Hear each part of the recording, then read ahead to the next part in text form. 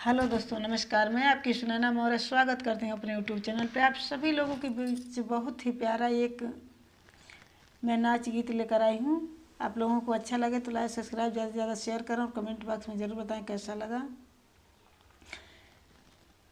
कैसे लगाई आलपीन हो, कैसे लगाई आलपीन हो, जियरा जर गे बाल में कैसे लगाई आलपीन हो, जियरा जर गे बाल में कैसे लगाई आलपीन हो, जियरा जर गे बालम, जियरा जर गे बालम, जियरा जर गे बालम कैसे लगाई आलपीन हो, जियरा जर गे बालम कैसे लगाई आलपीन हो, जियरा जर गे बालम।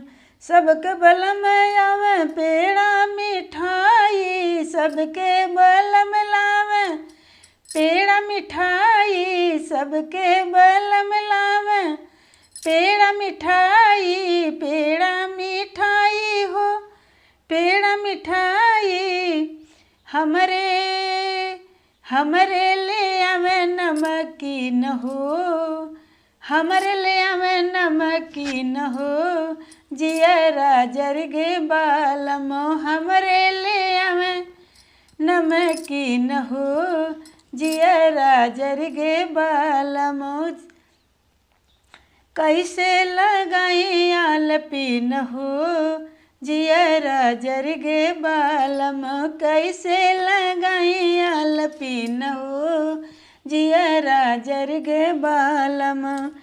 सबके बलम लावे लाली और पाउडर, सबके बलम लावे लाली और पाउडर, लाली और पाउडर हो, लाली और पाउडर हमरे ले आवे,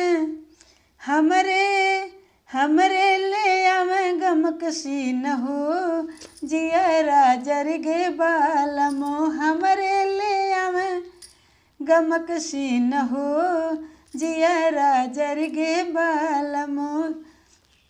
कैसे लगाई आलपीन हो, जियरा जर गे बालम कैसे लगाई आलपीन हो, जियरा जर गे बालम।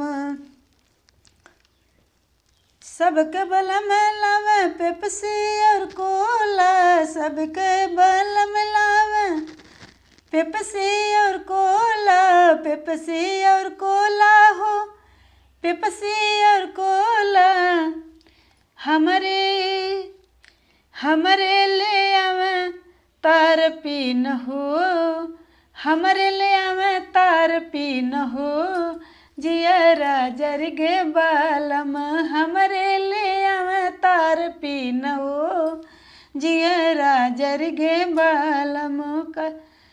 कैसे लगाई आलपीन हो, जियरा जर गे बालम कैसे लगाई आलपीन हो, जियरा जर गे बालम। धन्यवाद।